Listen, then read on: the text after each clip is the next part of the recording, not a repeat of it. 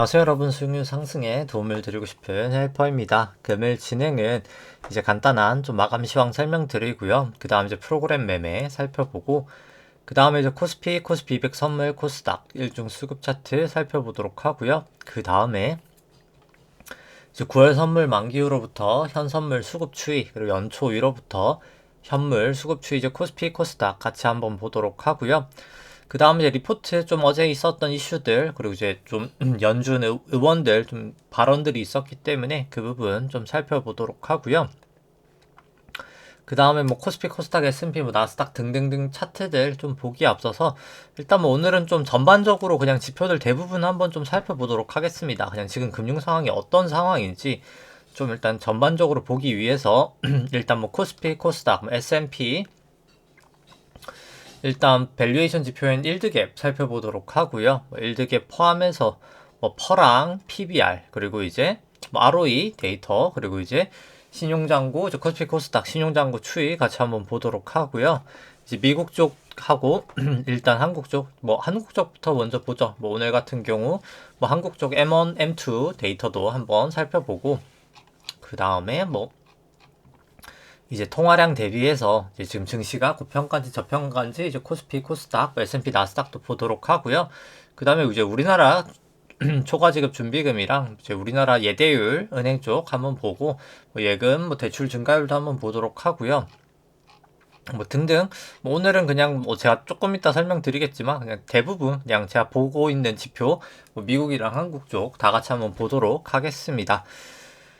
그 다음에는 이제 한국 수출액 전년 동기비, 미국 ISM 제조업, 미국 ISM 비제조업 지수 간단하게 보도록 하고요.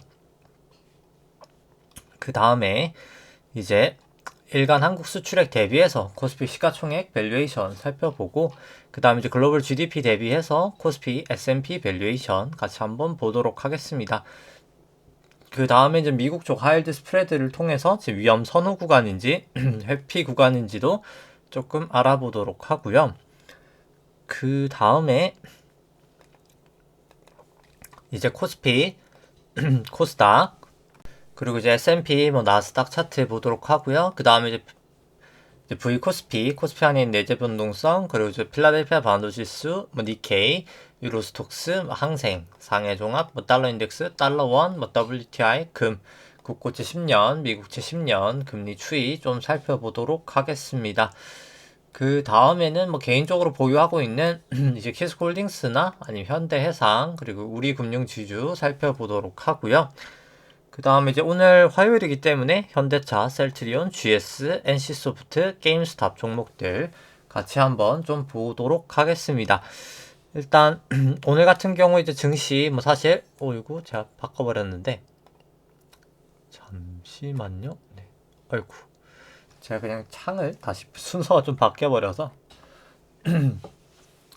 잠시만요. 아이고, 네, 좀 뜨는데 걸리긴 하는데, 일단 뭐 코스피 오늘 한 0.1% 정도 상승 있었고요. 사실 장 초반 좀 상승폭 컸다가 다시 좀 빠졌다가 좀 올라가는 모습이 있었습니다. 그 다음에 잠시만요. 네. 그 다음에 이제 뭐 코스닥 같은 경우 한 0.6% 정도 이제 상승이 있었었고요.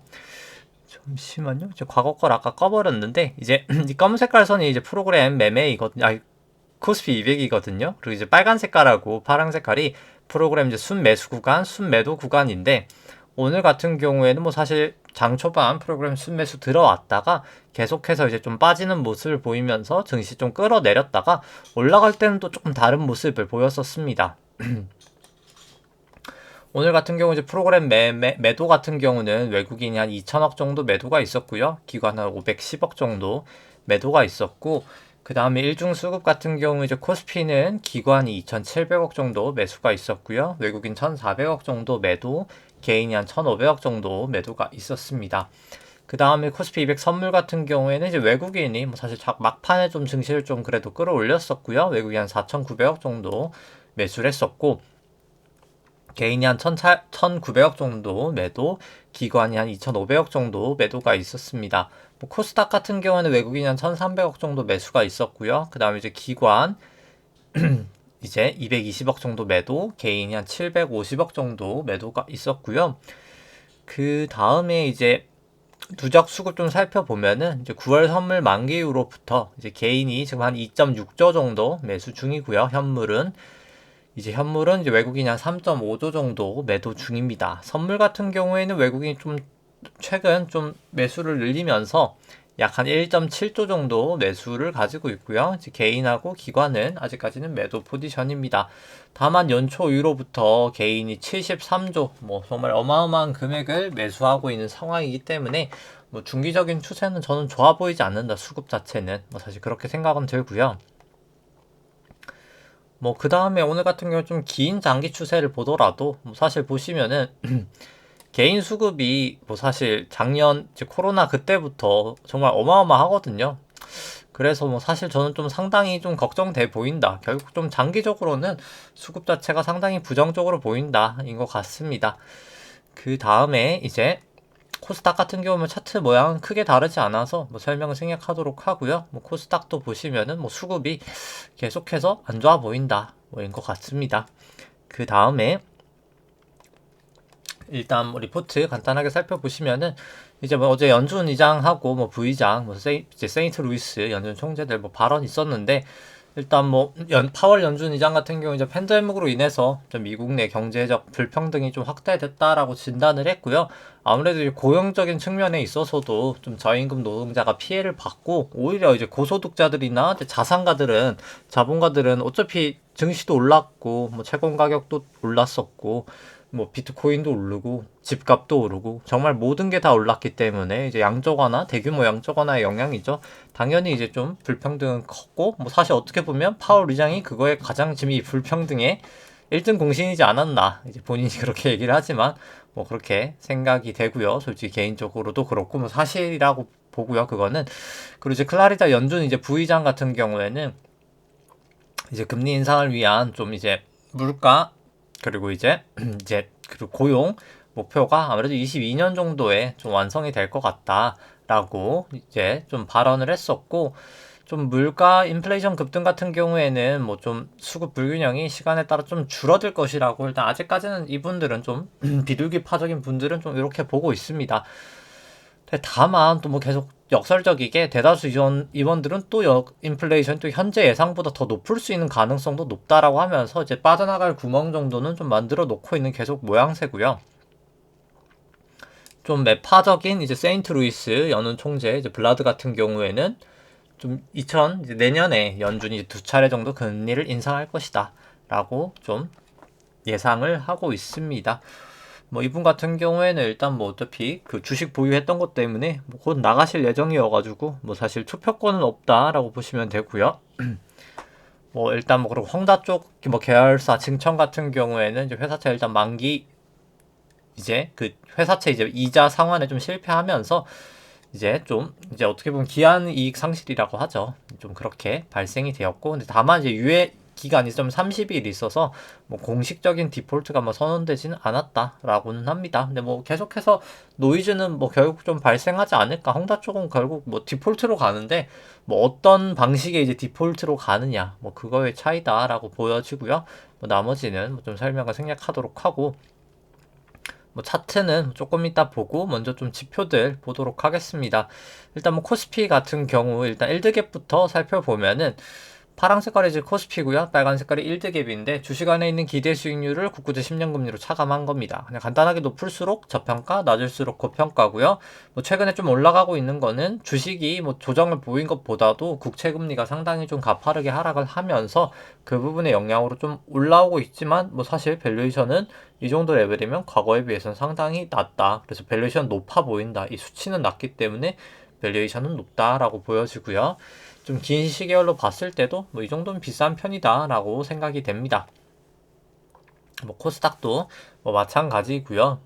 그 다음에 이제 한국 쪽 1드갭이랑 미국 쪽 코스피 S&P 1드갭 같이 돼 있는 거 보시면은 일단 뭐 우리나라가 뭐 특별히 좀 금리가 더 빠지면서 뭐 사실 1대 조금 더 많이 올라왔었고, 원래 좀 같이 움직이다가 좀 이렇게 이격이 나고 있는 거는 이제 패권 전쟁의 영향입니다. 뭐 항상 이제 패권 전쟁 할 때 1위국이 조금 프리미엄을 받고요. 이제 그 부분 때문에 미국이 항상 고평가를 좀 받고 있었는데, 뭐 저는 이제 그게 좀 꺾일 때가 되지 않았나라고 생각을 합니다. 뭐 조금 이따 데이터들 설명하면서 그 부분은 설명을 드리도록 하고요. 그냥 딱 밸류에이션만 봤을 때는 미국이 훨씬 더 밸류에이션 부담은 있고, 우리나라도 비싸 보인다. 근데 이제 뭐 엄청 비싸 보이는 정도까지는 아니다. 우리나라는 사실 뭐 그 정도로 생각이 됩니다. 그 다음에 이제 1드갭이 아니라 페드 모형 보시면은, 페드 모형 국고채 10년 금리로 차감한 게 아니라 이제 나눈 수치고요. 금리에 조금 더 민감한 모형인데, 뭐 국내 금리가 아무래도 좀 가파르게 하락하다 보니까 좀 올라가고 있습니다. 뭐 미국 금리도 조금 하락하는 영향이 있고요. 그 다음에 이제 퍼랑 뭐 PBR 데이터 한번 보시면은, 뭐 S&P 퍼 같은 경우에 이게 트레일링이어서 사실 좀 높게 나오고요. 지금 같은 경우 뭐 리딩으로 봤을 때 한 22배 정도라고 이제 보통 전망 많이 하고 있는데, 뭐 사실 22배도 뭐 상당히 높은 수치입니다. 그래서 뭐 사실 퍼로 봐도 밸류에이션 부담은 저는 충분히 있는 구간이다 라고 생각이 들고요. 퍼보다 뭐 사실 PBR로 보면 더 명확하죠. 뭐 닷컴 버블 때까지 지금 PBR이 5입니다. 뭐 우리나라 PBR이 1이죠. 1.1, 2 뭐 이 정도 왔다 갔다 하는데, 뭐 미국은 5니까 뭐 그냥 PBR로만 봤을 때는 뭐 거의 5배다라고 보는데, 뭐 당연히 이제 무조건 이제 PBR이 높다고만 고평가는 아니고요. PBR은 이제 ROE랑 비교를 해야 됩니다. 이제 보통 이제 뭐 일반적으로 그냥 이제 PBR 1당 ROE가 한 8에서 10 정도가 이제 적당하다라고 보면 될 것 같고요. 근데 이제 여기는 PBR이 5니까 그럼 8만 곱해도 ROE가 40은 돼야 사실 적정한 거거든요. 근데 뭐 사실 ROE는 주가가 올라간 거 대비해서 사실 상당히 ROE는 그냥 높지 않은 편이다. PBR은 이렇게나 올라갔는데 ROE는 이렇게 높지 않은 수준인 거는 조금 이따 설명드릴 이제 실질 금리가 미국 쪽이 상당히 마이너스기 때문에 낮은 영향이고요. 뭐 그 부분 이제 조금 이따 뒤에 같이 한번 보도록 하겠습니다. 그 다음에 이제 코스피 쪽 보시면은, 뭐 코스피 퍼 같은 경우에는 뭐 지금 트레일링이기 때문에 좀 높게 나오는데, 실제로 뭐 리딩으로 봤을 때 뭐 한 11 정도 나온다라고 보여집니다. 뭐 그럼에도 불구하고 뭐 사실 11이면 뭐 높은 수준이고요. 이제 우리나라도 사실, 그리고 이제 PBR 같은 경우도 뭐 이제 거의 그냥 과거 정도 수준, 과거에 좀 높았던 정도 수준까지는 왔습니다. 뭐 2018년 정도 수준 근처까지는 왔고요. 좀 높았다가, 그래서 뭐 우리나라 뭐 사실 그래서 엄청 비싸다고까지는 사실 말하기는 좀 어렵고요. 밸류에이션상 그냥 좀 약간 살짝 비싸다 요 정도. 그리고 뭐 엄청 비싸진 않고 살짝 비싸다, 그냥 막 엄청 손이 가진 않는 정도다, 뭐 그 정도라고 생각하시면 됩니다. 밸류에이션상. 근데 이제 뭐 ROE 같은 경우도 우리나라도 역으로 생각하면 낮죠. ROE 뭐 8%, 8.5 요 정도밖에 안 되기 때문에 뭐 사실 그냥 거의 뭐 그냥 PBR 뭐 지금 1.2 뭐 이 정도, 1.1 뭐 이 정도 되는 건데, 뭐 그냥 사실 그냥 거의 적정한 수준이다, 뭐 그렇게 보시면 됩니다. 이제 제가 1당 한 8에서 10이라고 했었잖아요. ROE가 보통 적정한 게. 그래서 그냥 우리나라는 뭐 거의 적정한 수준이다 라고 이제 밸류에이션 상으로만 봤을 때는 뭐 그렇게 생각을 합니다. 비싸지도 않고 싸지도 않다, 이 정도라 볼 수 있을 것 같고, 그 다음에 이제 코스피 신용잔고 살펴보면은, 일단 먼저 코스피 코스닥 합산 신용잔고 같은 경우에는 23조 한 9천억 정도 되면서 뭐 좀 소폭 감소는 했고요. 다만 절대 수치 여전히 높은 수준이고, 이렇게 높았다가 사실 빠질 때 가장 위험하다고 보시면 됩니다. 과거 대비해서 상당히 높은 레벨인 건 맞고요. 신용잔고를 코스피 시총으로 이제 나눈 수치 같은 경우도 상당히 높은 레벨에서 빠지고 있어서 뭐 계속해서 주의는 필요해 보인다 생각이 됩니다. 그 다음에 신용잔고 증감 속도 같은 경우에 이렇게 떨어질 때가 돈이 더 이상 못 풀린다는 거여서 좀 위험해 보이는 건데, 뭐 저는 상당히 좀 위험한 구간까지 왔다라고 생각이 되고요. 그 다음에 이제 뭐 코스닥은 뭐 설명은 뭐 따로는 생략하도록 하겠습니다. 그 다음에 일단 뭐 오늘은 매크로 여기부터 먼저 설명드리고, 이제 좀 유동성 데이터들이 더 시간이 오래 걸릴 것 같아서 좀 순서를 바꾸면은, 한국 수출액 전년 동기비, 뭐 그리고 이제 미국 ISM 제조업 같은 경우에 이제 YOY 피크를 쳤다라고 보여지고요. 내구재 같은 경우에는 뭐 사실 코로나 때 소비량이 엄청 컸었죠. 뭐 재택한다고 컴퓨터나 노트북 샀던 것도 그렇고 뭐 그런 설비적인 측면도 그렇고 뭐 가구들도 그렇고요. 인테리어도 그렇고요. 뭐 자동차도 그렇고요. 뭐 여러 가지 많이 바꿨기 때문에 뭐 사실 내구재 쪽은 뭐 그렇게 모멘텀은 크진 않을 거라는 생각입니다. 뭐 개인적도 그렇고 대부분의 시각 똑같고요. 다만 이제 뭐 서비스 같은 경우는 뭐 좀 상승을 하고 있는 상황이고, 결국 이제 서비스 수혜를 받는, 결국 어떻게 보면 미국 쪽 자체가 그냥 펀더멘털적인 측면만 봤을 때는 우리보단 낫다. 우리 쪽은 다 내구재이기 때문에 결국 수출 중심이기 때문에 그렇게 생각을 하고요. 근데 다만 이제 밸류에이션이랑 같이 봤을 때는 뭐 서비스 쪽이 사실 개선이 된다 치더라도 뭐 저는 밸류에이션 부담은 미국 쪽이 훨씬 더 크다라고는 보여지고요. 그 다음에 이제 일간 한국 수출액 대비해서 코스피 시가총액 봤을 때는 뭐 과거 고점들을 이미 다 넘었다가 빠지고 있어서 밸류에이션 부담은 있어 보인다 라고 생각을 하고요. 그 다음에 이제 글로벌 GDP 대비해서 이제 코스피 시총이나 S&P 같은 경우도 과거 고점들 다 넘은 상황이기 때문에 뭐 여전히 밸류에이션 부담은 있어 보인다 라고 생각을 합니다. 그 다음에 이제 미국 쪽 하이힐드 스프레드 같은 경우에는 200일 이동평균선은 아직 넘진 않아서 그냥 아직까지는 위험 선호다라고 볼 수 있을 것 같고요. 그 다음에 이제 120 이동평균선도 안 넘고 있어서 중기 추세도 아직까지는 뭐 위험 선호인데, 뭐 슬슬 거의 붙어서 뭐 좀 조심해야 될 구간에 이제 다가왔다라는 생각은 들고요. 50 이동평균선도 살짝 하회하고 있지만 뭐 이 정도 레벨이면 뭐 계속해서 좀 조심을 하시는 게 좀 맞지 않나라는 생각입니다. 그 다음에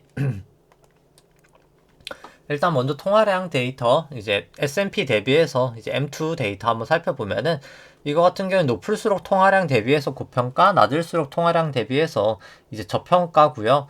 닷컴 버블 이후로 지금 사상 최고치이기 때문에 뭐 계속해서 조심하시는 걸 추천을 드리고요. 사실 통화량 대비해서는 고평가다라고 보여지고, M2 대비해서 이제 나스닥도 마찬가지로 고평가로 보입니다. 한국 쪽 코스피랑 뭐 코스닥도 뭐 둘 다 2018년 고점까지 올라갔다가 빠지고 있기 때문에 계속 조심하시는 걸 추천을 좀 드리고요. 그 다음에 너무 긴 시계열은 뭐 좀 잘 안 보이니까 뭐 짧은 시계열로 한국 데이터 보면은 뭐 한국 이제 기준금리가 아니죠. 기준금리는 한번 인상을 했었고요. 이번에 8월에 올랐었죠. 8월에 0.5에서 0.75로 인상을 했었고, 우리나라 금리 같은 경우에 상당히 좀 가파르게 올랐었고, 장단기 이제 스프레드라고 하죠. 장단기 금리 같은 경우도 상당히 지금 높은 수준입니다. 이 뒤에 있는 음영이 장단기 금리인데 금리 차이인데 상당히 여전히 높은 상황이고요. 특히 이제 근데 좀 좁혀지긴 했던 게 3년물 이제 좀 단기 금리가 상당히 조금 가파르게 튀었다. 뭐 큰 이유는 계속해서 정부랑 한국은행이 기준금리 인상에 대해서 우린 기준금리 인상할 거야, 연속도 할 수 있고 계속 할 거야 라는 시그널을 계속해서 주고 있기 때문에 시장이 거의 지금 기준금리 한 1.75 정도까지 상승하는 거는 지금 반영을 해 놓은 상황이다. 지금 금리는 거의 기준금리 1.75 정도 4번 상승하는 거죠. 앞으로 그 정도 상승하는 건 좀 반영이 돼 있는 상황이다 라고 보시면 될 것 같고, M2 나누기 이제 M1 증가율, 그러니까 M2-M1 증가율 같은 경우에는 다시 올라가고 있는 걸 봤을 때 그냥 유동성이 실물 경제로 우리나라는 계속해서 공급이 되고 있다. 근데 그걸 이제 막기 위해서 이제 그것 때문에 이제 인플레이션 발생하면서 부동산 가격이 올라가는 거거든요. 이때부터 더 가파르게. 뭐 그렇기 때문에 정부에서 계속 대출 규제를 하는 게 이 부분에 좀 영향이다라고 보시면 될 것 같고요.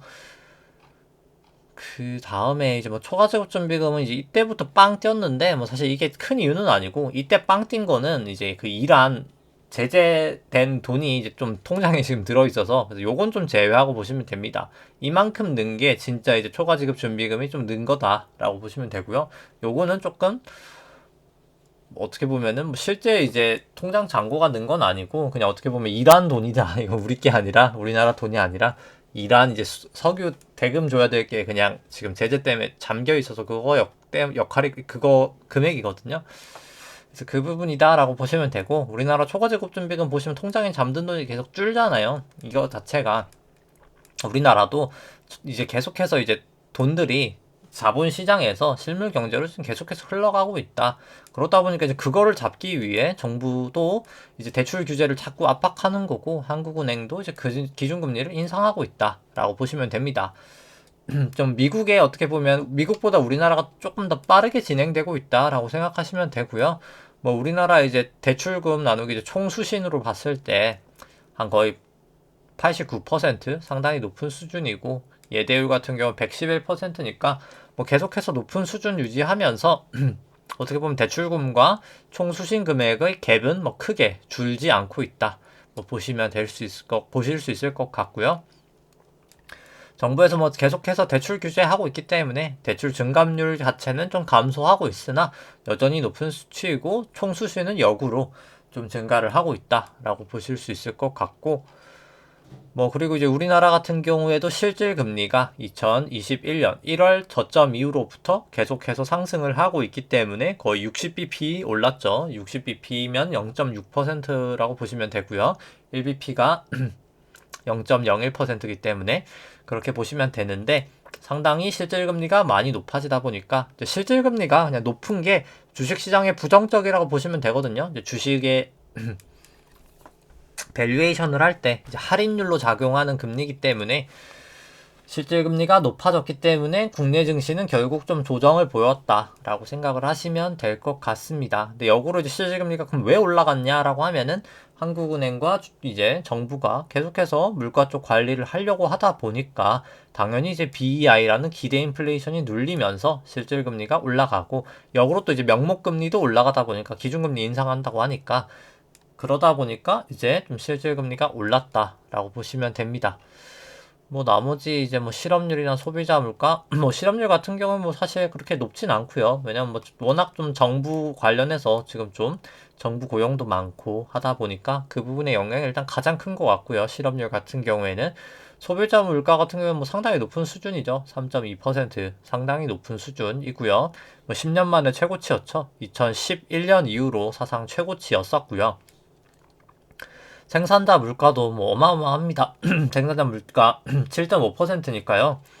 생산자 물가도 10년 만에 최고치이기 때문에 물가 압력이 우리나라도 지금 상당히 있는 걸 보실 수가 있고 그 다음에 이제 뭐 한국 쪽은 뭐 다 본 것 같고요. 간단하게 일단 뭐 중국 쪽 먼저 살펴보면은 일단 중국 쪽은 계속해서 M1 나누기 M2 가장 계속 좀 부담되는 지표입니다. 낮을수록 그냥 안 좋은 지표인데요. 그냥 간단하게 유동성이 없다라고 생각하시면 됩니다. 2015년 낮을 때 M1 나누기 M2 파란 색깔 선 낮을 때 중국 증시 이렇게 급락을 했었고요. 뭐 지금도 이제 낮을 때 항생이 좀 급락하긴 했으나 계속해서 좀 낮아지고 있는 상황이어서 저는 좀 계속해서 좀 중국 증시는 좀 보수적으로 보시는 게 필요하지 않을까 뭐 생각을 합니다. 뭐 중국 쪽 뭐 금리 자체는 레벨 자체는 뭐 크게 움직임은 없고요. 그 다음에 이제 미국 쪽 살펴보면은 미국 쪽에 이제 뭐 원자재 그런 것도 좀 데이터가 있기 때문에 뭐 간단히 보시면은 이제 뭐 미국 쪽 같은 경우도 뭐 좀 짧은 시결로 보죠. 이제 미국 쪽 같은 경우도 일단 기준금리 계속 0% 유지하고 있고 근데 다만 이제 미국 쪽 금리도 오르긴 했지만 우리나라보다는 좀 덜 오른 게 아무래도 여기는 계속해서 이제 좀 연방준비은행 페드가 결국 계속 아직까지는 좀 완화적인 말투를 하고 있기 때문에 아직까지는 크게 오르지 않았지만 테이퍼링 발표를 했죠. 이번 11월에. 뭐 그렇기 때문에 뭐 저는 결국은 오를 수밖에 없다. 봅니다. 이제 금리는 명목금리는 오를 수밖에 없다라고 보고요. 2%는 저는 좀 돌파하리라 봅니다. 이 조정 기준금리 같은 경우에는 2018년 양적 완화 이후로부터 좀 돈이 이제 풀린 실제 돈이 풀린 그 금액을 이제 기준금리로 환산한 수치고요. 지금 돈 풀린 거를 감안했을 때 지금 미국의 기준금리는 0%가 아니라 마이너스 5.5% 수준이다. 정말 초완화적인 상황이다. 라고 보시면 됩니다. 그렇기 때문에 미국 증시가 ROE가 뭐 10%대에 불과하지만 PBR이 5배나 되는 거죠.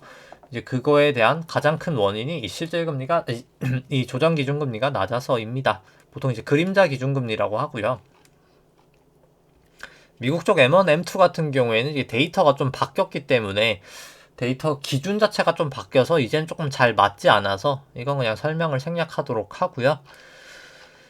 그 다음에 이제 지급준비금 같은 경우가 이제 통장에 쌓여있는 돈이다라고 생각하시면 됩니다. 양적 완화를 많이 하기 때문에 그것 때문에 생기는 부산물이고요. 2008년도 이후 양적 완화 이후로 이렇게 증가를 하고 있고, 뭐 천문학적인 돈이죠. 지금 4.1조 달러니까 4.1조 달러면 뭐 정말 어마어마한 거죠. 4천조가 넘는 금액이니까요. 어마어마한 돈이 지금 통장에 잠들어 있다. 이게 이제 흘러나오면 인플레이션은 더 발생할 거다 라고 보시면 되고요. 미 재무부 일반 계정은 그냥 이제 미국 재무부가 이제 재정 정책을 위해 쌓아놓은 현금이다. 아니면 채권 발행을 해서 만들어 놓은 현금이다 라고 보시면 되고, 뭐 계속해서 지금 아직 부채 한도 협상이 완벽하게 끝난 게 아니기 때문에 일시 그냥 한도 증액만 돼서 소폭 증가하고 있지만 결국 한도 협상이 최종 타결이 돼야 된다라는 생각이고, 연방준비은행 총자산 같은 경우가 결국 양적 완화를 한 금액이라고 보시면 되겠죠. 계속해서 상승하고 있고, 현재 같은 경우 8.6조 달러, 뭐 거의 9천조인 거죠. 정말 어마어마한 금액을 풀었다. 근데 이제 코로나 이후로 더 빨리 풀었다 라고 보시면 됩니다. 이것 때문에 인플레이션 발생하고 증시 올라가고, 뭐 채권금리 떨어지고, 뭐 가상화폐 올라가고, 다 이거의 영향이라고 보시면 되고요. 뭐 사실 앞으로의 증시 전망도 이 돈이 이제 어떻게 갈 거냐에 따라서 뭐 가장 크게 영향을 받지 않을까 생각을 합니다. 뭐 연방준비은행 이제 부채 계정인데요. 이제 자산에 이제 반대되는 포지션이라고 보시면 됩니다. 뭐 똑같죠, 모양새가. 뭐 유통통화 같은 경우에는 그냥 통화, 그냥 말 그대로 풀린 돈, 그냥 이제 현찰 있잖아요. 그냥 달러 그 자체, 그냥 지폐 달러라고 생각을 하시면 될 것 같고요. 이해하시기 편할 것 같고, 뭐 지급준비금이 이제 은행에 쌓여 있는, 어떻게 보면 이제 가상돈 같은 그런 돈, 이제 은행에 쌓여 있는 이제 페이퍼 머니죠라고 보시면 되고요. 재무부 일반 계정 같은 게 아까 말씀드렸고, 뭐 리버스 레포라는 거는 이제 연방준비은행이 그냥 간단하게 이 자산인 채권이죠. 이건 다 채권이거든요. 대부분 채권을 담보로 그냥 금융시장에서 빌린 돈이다라고 생각을 하시면 됩니다. 그럼 왜 그런 거죠? 왜 연방준비은행이 왜 금융시장에서 돈을 이렇게나 많이 빌리고 있을까? 생각보다 금액도 크거든요. 지금 거의 한 1.4조, 1.5조 달러니까 왜 그런 돈을 지금 빌리고 있을까? 연방준비 뭐 돈이 없는 나라도 돈이 없는 회사도 아니고, 빌리는 거는 지급준비금도 줄고 TGA 재무부 일반 계정도 줄었으니까 원래라면 자산 매입 축소가 아니라 테이퍼링이 아니라 그냥 자산 매각을 했어야 되는 거거든요. 원래 실제 금융 상황은 이제. 근데 이제 매각을 하기 싫고 그냥 인플레이션을 더 만들고 싶은 겁니다. 사실 중앙은행은. 그렇다 보니까 그냥 내가 돈을 빌려서라도 채권을 사줄게 라고 사주고 있는 거고요. 근데 이게 무제한적으로 커질 수가 없기 때문에 이제는 목에 찬 거죠. 목에 찼기 때문에 이제 11월 테이퍼링이 발표가 됐다라고 보시면 되고, 결국 테이퍼링 하면 이것도 이제 순식간에 감소가 될 거기 때문에 향후에는 저는 뭐 생각보다 이제 기준금리 인상은 뭐 내년에는 이제 노이즈가 날 수밖에 없다라고는 봅니다. 그러니까 테이퍼링과 기준금리는 뭐 사실 뗄래야 뗄 수 없는 관계, 그냥 1단계 다음에 이제 2단계다. 당연한 그냥 절차라고 생각을 하시면 될 것 같고요.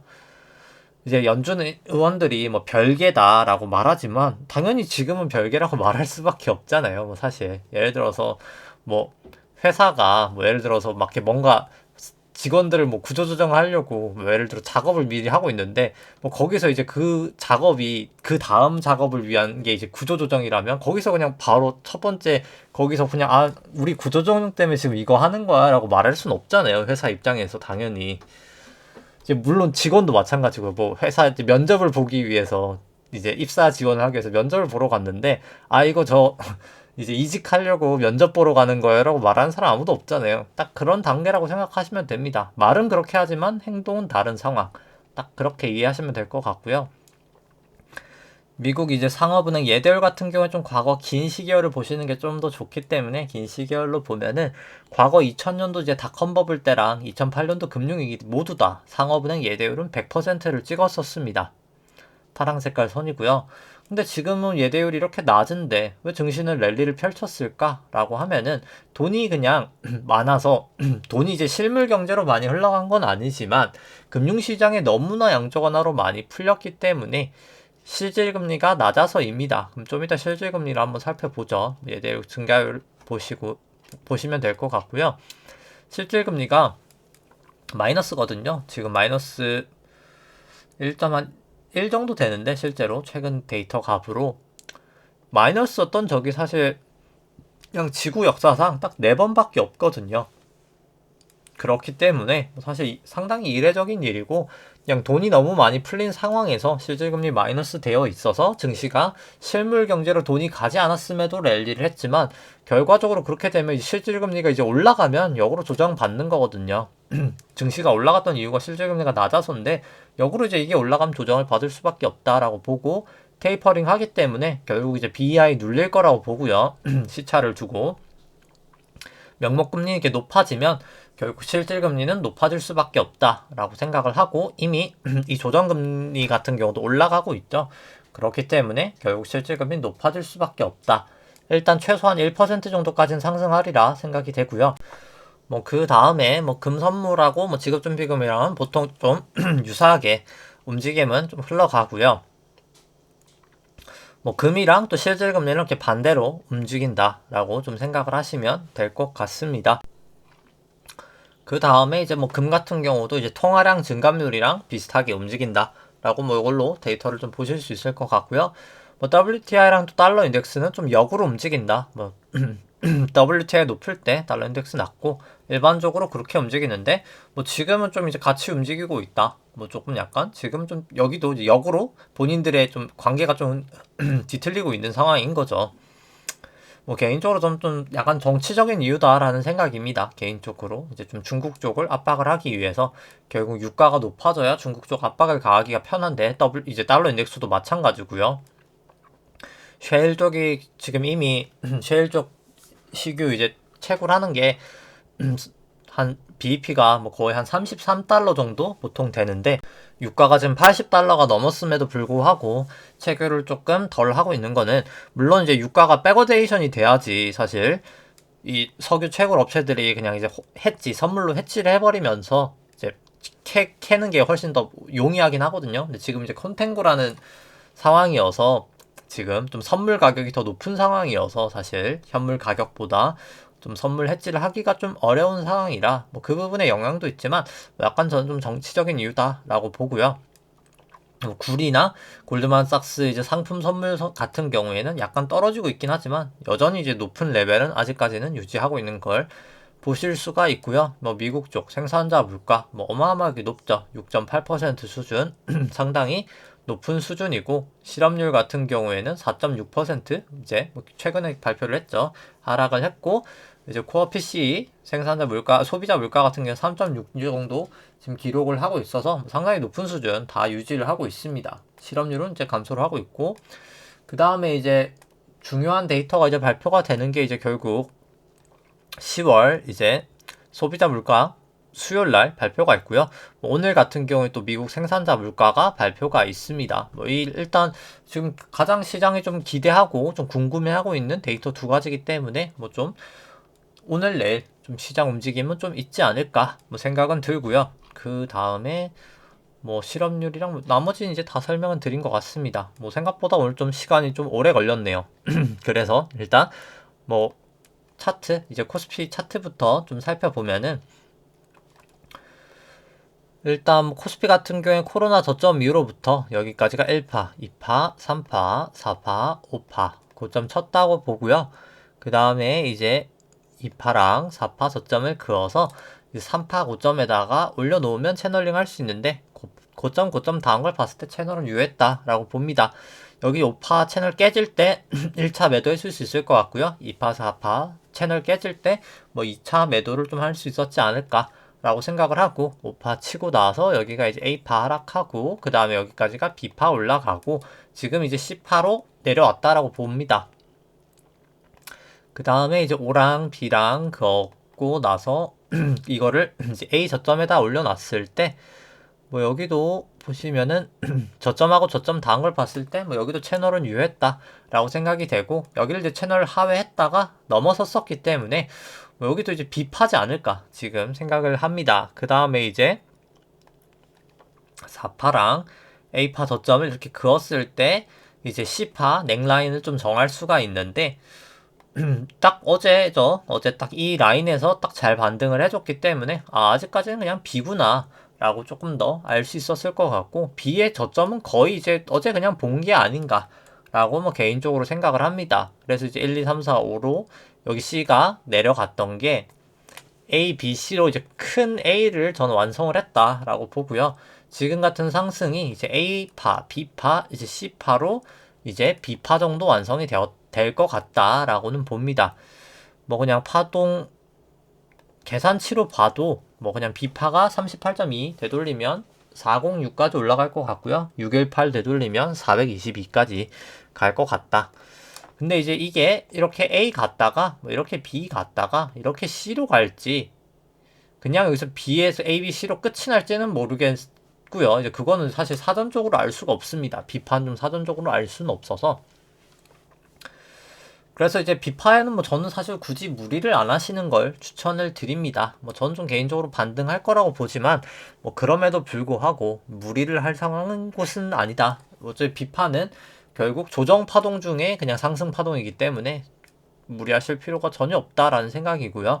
뭐 개선으로 봤을 때 이제 기준선 좀 넘어서서 과거보다는 조금 나아진 것 같다. 26일 횡스팬도 언제든 좀 호전될 수 있는 모양새긴 하고요.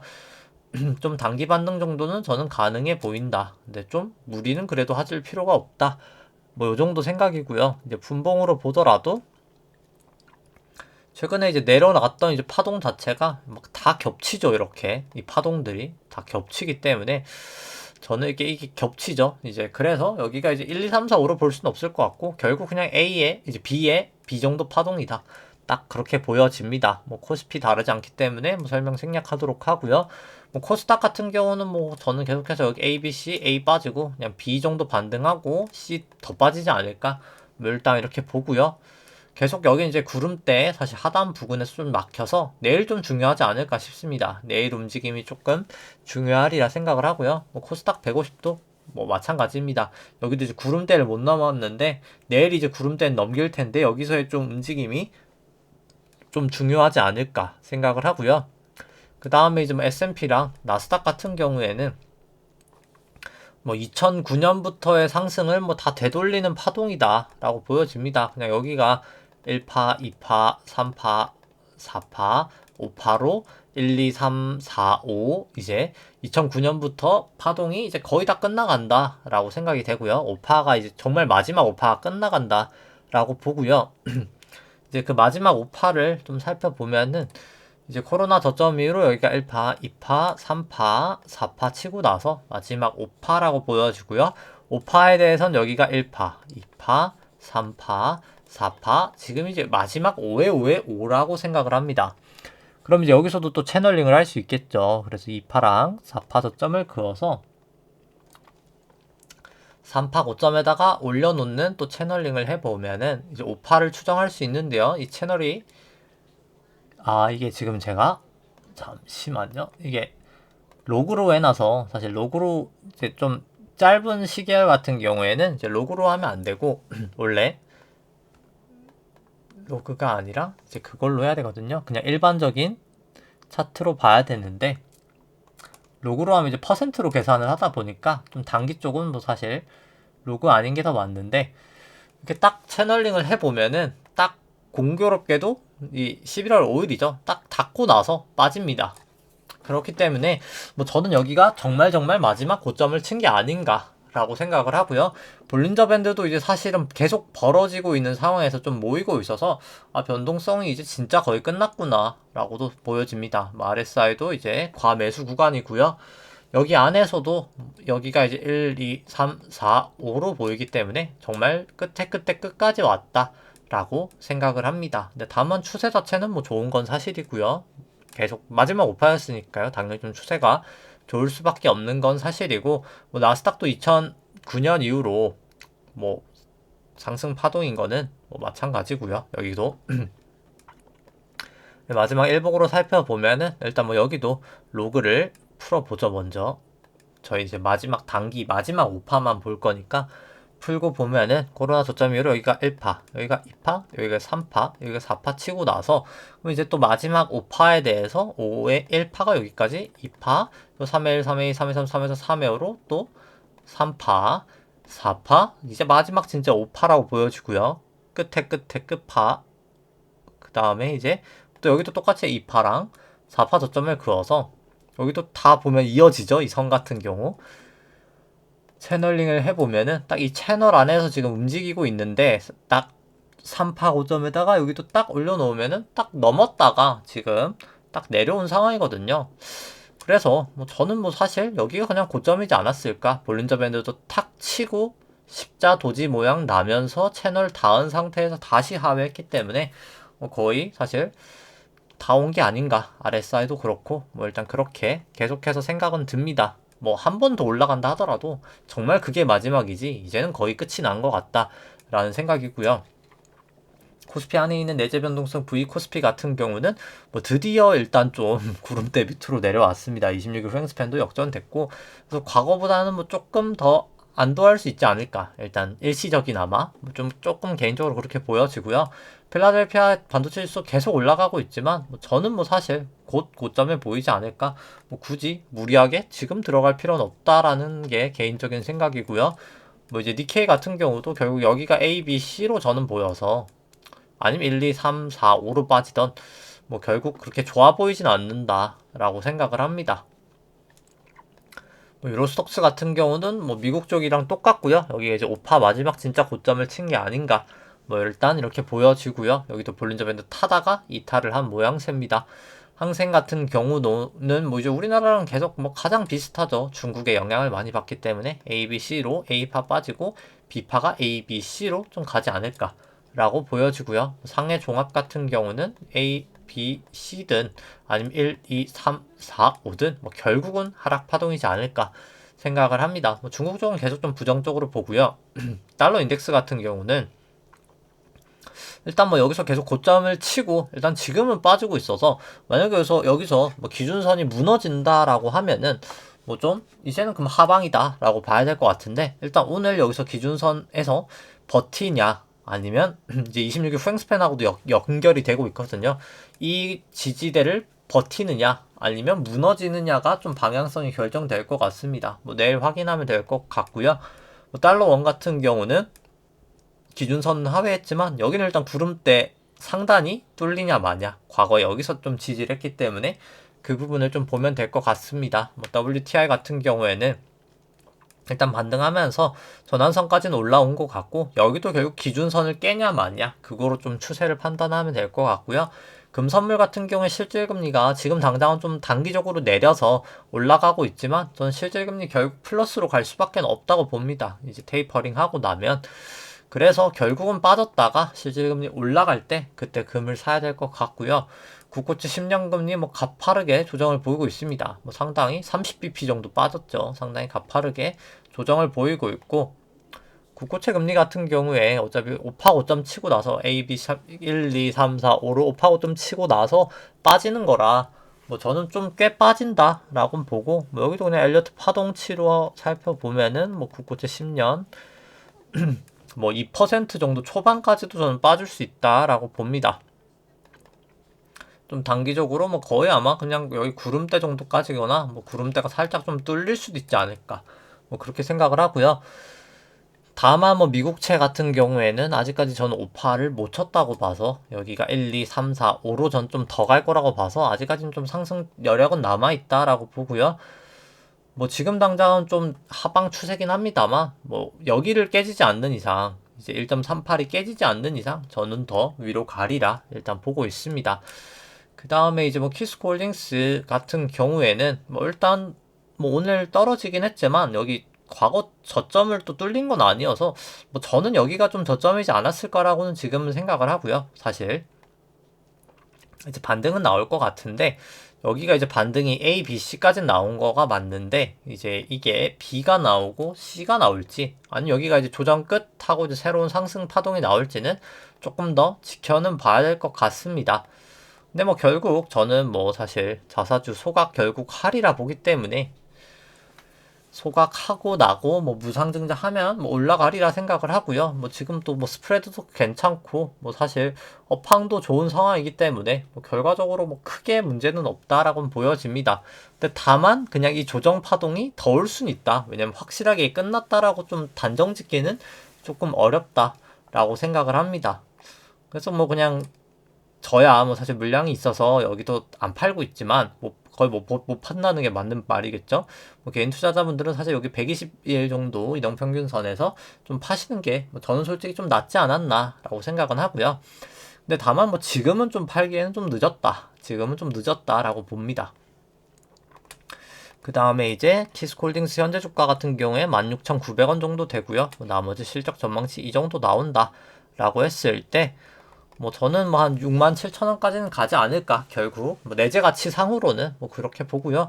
뭐 사실 현금만 해도 4,800억인데 시가총액이 3,000억밖에 안 되거든요. 그래서 뭐 사실 현금 가지고 있는 현금만큼도 안 돼서 뭐 사실 그냥 가지고 있는 부채는 뭐 사실 그냥 유형자산 다 팔아서 갚는다라고 치더라도 그냥 이거 4,800만 해도 사실 올라가는 게 꽤나 많이 올라가잖아요. 거의 한 30%는 올라갈 수 있는 거잖아요. 사실 최소한. 그래서 뭐 사실 그냥 여기는 그냥 대주주가 사실 올리면 언제든 올릴 수도 있고 뭐 사실 회사가 그냥 철근 공장 자체를 다 버리더라도 사실 30%는 갈 수 있는 종목이어서 그래서 뭐 사실 계속해서 뭐 여긴 자사주 소각하고 무상증자 하면서 주주 이제 대주주가 좀 상속세 납부를 위해서 결국 좀 주가를 올리려고 하는 게 뭐 가장 중요하다라고는 사실 생각을 합니다. 어떻게 보면 사실 실적보다 저는 그게 가장 중요하다라고 보고요.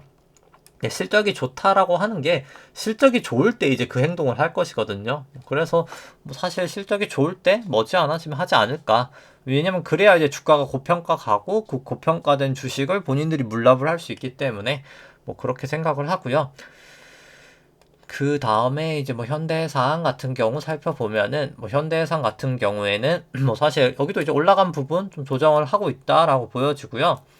근데 다만 여기도 뭐 분봉을 봐도 그렇지만 조금 ABC로 빠진 것 같긴 하거든요. 그래서 뭐 좀 더 하락할 수도 있다. 결국 올라갔다 이렇게 빠질 수도 있다라고 보여지지만 뭐 생각보다 이렇게 올라갔다 이렇게 빠지더라도 중기적으로는 저는 충분히 더 갈 수 있다라고 봐서 뭐 그냥 저는 뭐 웬만하면 여기는 그냥 내려가면 사자. 뭐 제가 여윳돈이 있을 때 계속해서 좀 사자라고 생각은 하고 있습니다. 근데 다만 뭐 추세를 조금 더 중시해서 산다라고 하면은 뭐 굳이 사실 추세가 무너지는데 뭐 살 필요는 없다라고 생각은 들고요. 그냥 추세 돌아갈 때 사도 뭐 충분히 된다. 그냥 이건 취향대로 하시면 될 것 같고 그 다음에 이제 기대 수익률로 봤을 때 뭐 상당히 높은 수준입니다. 20%면 상당히 높고 과거 상대적인 수준으로 봐도 상당히 높은 수준이어서 주가 자체는 뭐 상당히 저평가되어 있다라고 생각을 하고요.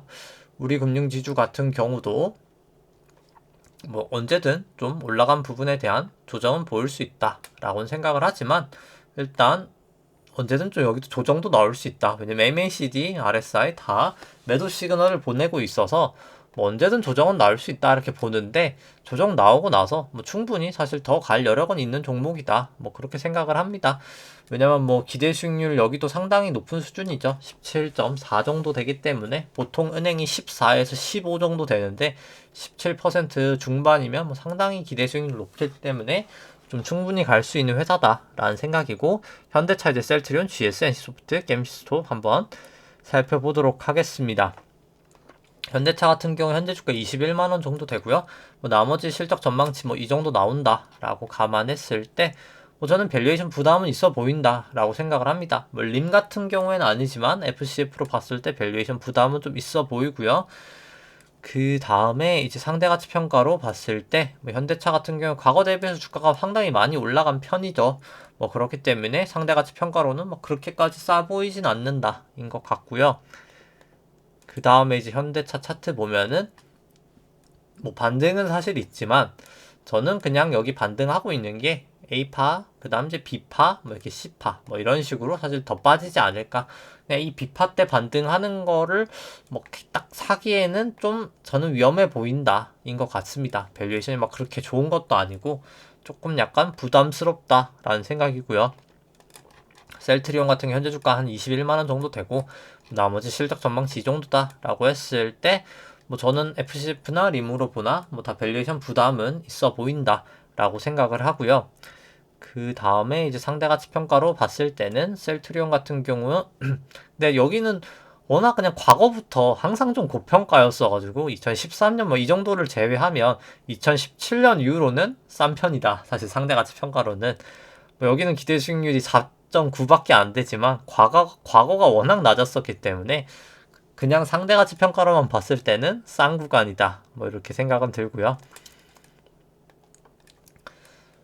그래서 뭐 여기 같은 경우도 뭐 차트가 결국 뭐 비파 반등은 언제든 저는 나올 수 있다라고 보는데 뭐 사실 굳이 펀더멘탈이 좋지 않은 회사를 비파에 사실 들어갈 필요가 있을까?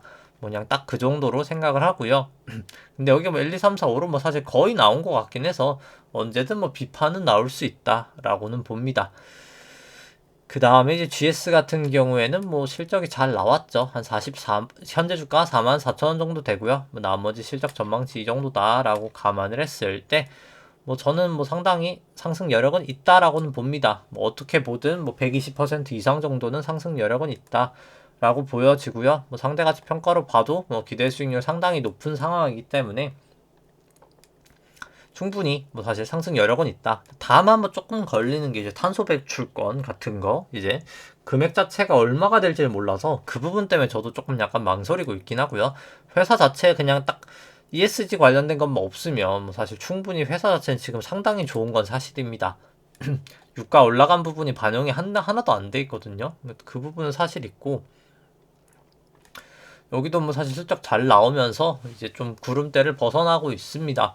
근데 이게 A파 다음에 이게 B파가 이렇게 가서 이렇게 빠질지 뭐 그거는 조금 지켜봐야 될 것 같은데 일단 뭐 지금 당장은 기준선만 내일 넘어서면 뭐 추세는 뭐 그래도 괜찮게 돌아서고 있다라고 사실 보는 게 맞을 것 같고요. 그 다음에 이제 NC소프트 같은 경우에는 현재 주가 62만원 정도 되고요. 나머지 실적 전망치 이렇게 나온다라고 했을 때 뭐 저는 그렇게 싸 보이진 않는다. 뭐 살짝 비싸 보인다. 뭐 그렇게 생각을 합니다. 그냥 리니지 W가 그냥 실적 전망치 정도 나온다라고 실적에 감안했을 때 뭐 그렇게 싸 보이진 않은 것 같고요. 그 다음에 이제 상대가치 평가로 봤을 때도는 뭐 사실 좀 싼 편에 속하는 건 맞는데 뭐 사실 그렇게까지 또 엄청 높은 것도 아니어서 금리 자체가 6점이면은 뭐 그렇게까지 매력 있는 것도 아니고 뭐 그렇게까지 비싼 것도 아니고 그런 것 같습니다. 뭐 상대가치 평가를 했을 때는 근데 상대가치 평가를 뭐 살짝 싸다라고 보는 게 뭐 조금 더 맞을 것 같긴 하고요. 그 다음에 이제 뭐 차트 같은 경우에 뭐 여기도 그냥 A 다음에 뭐 B 정도 반등은 언제 나온다라고 보지만 일단 뭐 아직까지는 추세는 안 좋아 보인다. 뭐 전환선 기준선을 넘어서고 있긴 하지만 뭐 그렇게까지 뭐 여기 구름대가 여기 너무 두텁죠. 그래서 뭐 사실 그렇게 엄청 쉽게 뚫고 가기는 어려울 수도 있다라고는 보여지지만 뭐 결국 B니까 A, B, C 정도는 올라가리라 생각은 합니다. 결국엔 좀 올라가리라 생각은 하는데 그 다음에 과연 쭉쭉 갈 수 있을까에 대해서는 아직까지는 좀 물음표긴 하고요. 경쟁력도 그렇고 지금 당장은 조금 애매해 보인다 생각은 들고요. 그 다음에 이제 게임스톱 한번 살펴보면은 뭐 게임스톱 같은 경우에는 뭐 전환선 기준선 다 상회하고 여기서부터 제가 모여 있어서 위든 밑이든 솔직히 올라갈 것 같고 뭐 그냥 냉정하게 사실 펀더멘탈 이런 거 다 제외하고 여기가 이제 결국 4파 조정인 것 같아서 여기는 솔직히 저는 좀 역으로 그냥 올라갈 수도 있다라고 보이긴 하거든요. 그래서 참 근데 이제 사실 펀더멘탈로 봤을 땐 저는 안 사는 게 맞다라고는 보여지고, 근데 뭐 차트만 그냥 봤을 땐 200 이동평균선 지지하고 올라가서 뭐 좀 아직까지는 더 갈 수 있는 상황이다라고는 뭐 개인적으로는 그냥 보여집니다. 근데 뭐 굳이 사실 살 필요가 없다. 뭐 이렇게 생각을 하고요. 일단 뭐 오늘은 뭐 드릴 말씀은 이제 사실 다 드린 것 같습니다. 그래서 뭐 사실 한국하고 미국하고 계속해서 다르게 가는 거는 뭐 실질금리의 영향이 가장 크고 한국 같은 경우는 결국 실질금리 먼저 올라서 좀 조정을 빨리 받아서 상대적으로 비파 반등은 좀 있을 것 같고 미국은 계속해서 실질금리 낮은 상황을 유지했었기 때문에 신고가 랠리를 지속했지만 이제 결국 테이퍼링 하면서 실질금리 올라갈 수밖에 없기 때문에 미국은 꽤나 크게 좀 조정을 보일 수 있다. 뭐 이게 계속해서 그냥 같은 내용이고 가장 좀 중요한 내용이다. 라고 생각을 하면서 오늘 방송 여기까지 하도록 하겠습니다. 좋아요와 구독 누르시면 감사하겠습니다. 이상입니다.